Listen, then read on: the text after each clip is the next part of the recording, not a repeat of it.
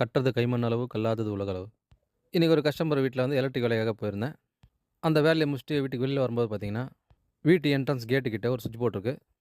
அந்த சுவிட்ச் போர்ட்ல பார்த்தீங்கன்னா, காலிங் பெல் சுவிட்சு ப்ளஸ் கிரவுண்ட் ஃப்ளோர்ல இருக்கிற காமன் லைட் 2 லைட் இருக்கு. 2, 3 லைட் அந்த லைட்டோட சுவிட்ச் இருக்கு. அந்த சுவிட்ச் போர்ட்ல. அந்த சுவிட்ச் போர்டுக்கு மேல் சைட்ல பார்த்தீங்கன்னா 2 ஒயர் நீட்டிட்டு இருக்கு. அந்த ஒயர்ல டெஸ்டர் வச்சு பார்த்துருந்தேன். டெஸ்டர் வச்சு பார்த்தா டெஸ்டர்ல லைட் எரியுது. அதாவது அந்த ஒயர்ல வந்து கரண்ட் வருது. அந்த சுவிட்ச் போர்டு மட்டத்துக்கு அந்த 2 ஒயரையும் கட் பண்ணி வச்சுருக்காங்க. ஃபேஸ், நியூட்ரல் 2மே வந்து ஒட்டி ஒட்டி பக்கத்திலேயே இருக்கு. இப்போ இந்த சுவிட்ச் போர்டில சுவிட்ச் போடுறதுக்கோசரம், இல்ல பெல் அடிக்கும்போதோ, சுவிட்ச் போர்டுக்கு மேல் சைடு தெரியாம கை பட்டுடுச்சு. நம்மளுக்கு ஷாக் அடிக்கும். அதாவது இந்த சுவிட்ச் போர்டு மேல நிக்கிற இந்த ஒயர்ல நம்ப கை படுறதுக்கும், நம்ம வீட்ல இருக்க ப்ளக் பாயிண்ட் இருக்கு இல்லைங்களா? அதில 2 ஹோல்ஸ் இருக்கும் ஃபேஸ், நியூட்ரலு. அந்த சாக்கெட்ல இருக்கிற ஹோல்ஸ்ல நம்ம வந்து 2 ஹோல்ஸ்லயும் கை விட்டு சுவிட்ச் போட்டா என்ன ஆகுமோ, அந்த எஃபெக்ட் இந்த ஒயர்ல வந்து மேல நம்ம கை வச்சா ஆகும். ஃபேஸ், நியூட்ரல் 2மே ஓப்பனா மேல இருக்கு. விரலோ, கையோ மேலலாம் பட்டுச்சுன்னா தப்பிக்கவே முடியாது. ஏன்னா, ஒயர் பக்கத்து பக்கத்துல ஒட்டி வந்து ஃபேஸ், நியூட்ரல் 2மே இருக்கு. சரி, இத பார்த்துட்டு நம்ம சும்மா போ முடியுமா? இந்த போர்ட பிரிச்சு எடுத்துட்டு, அந்த கஸ்டமர்ட்ட காமிச்சுட்டு, அதில இருந்த ஒயர்லாம் கழட்டி எடுத்துட்டேன்.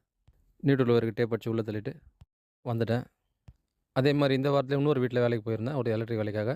அந்த வீட்ல பார்த்தீங்கன்னா, மொட்டை மாடில வந்து கிளி கூண்டு மாரி அடிச்சு வச்சிருக்காங்க. ஃபுல்லா வந்து அலுமினியத்திலேயே வந்து ஃபுல்லா ஜாலியெல்லாம். அந்த வீட்ல லைட் போடுறதுக்கோசரம் அந்த ரூமுக்கு, அவங்களே வந்து அங்க இருந்த பாயிண்ட்லேருந்து ஜாயின் பண்ணி, அப்படியே ஓப்பன்ல ஒயர் போட்டு லைட் மாட்டியிருக்காங்க. நான் அந்த ஒயர பார்த்துருந்தேன். அந்த ஒயருக்கு மேல் சைடு இருக்க ஸ்லீவ்லாம் வந்து அணில் வந்து கடிச்சிருக்கு. அவங்களோட நல்ல டைம் என்னன்னா, அலுமினியத்தில வந்து அந்த அணில் கடிச்ச இடம் வந்து அலுமினியத்தில டச் ஆவல. அப்படி டச் ஆகியிருந்ததுன்னா, அந்த ரூம் ஃபுல்லாவே கரண்ட் வந்திருக்கும். அதுவும் அந்த கஸ்டமர்ட்ட காமிச்சு அந்த ஒயர்லாம் கட் பண்ணி எடுத்துட்டேன். பைப்ல போட்டு ஒயரிங் பண்ணுங்கன்னு சொல்லிட்டு. அதே மாரி இந்த வாரத்தில இன்னொரு வீட்டுக்கு போயிருந்தேன். டியூப்லைட் பழைய மாடல் டியூப்லைட் போட்டுருக்கேன் எரியலன்னு சொல்லிட்டு.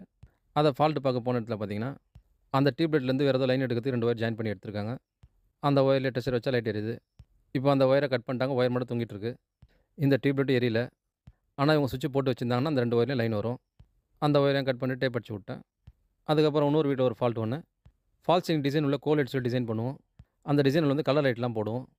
இந்த வீட்ல ஃபால்ட் சொன்னது பார்த்தீங்கன்னா, ஒரு சுவிட்ச போட்டா மட்டும் பிரேக்கர் கீழ இறங்கிடுது. அது எதோட சுவிட்சுன்னே தெரியலன்னு சொன்னாங்க. அந்த வீட்ல போய் நான் செக் பண்ணத பார்த்தீங்கன்னா, ஃபால்ஸ் சீலிங் மேல இருக்க கோலைட்டோட டிசைன் உள்ள இருக்க ஒயரு.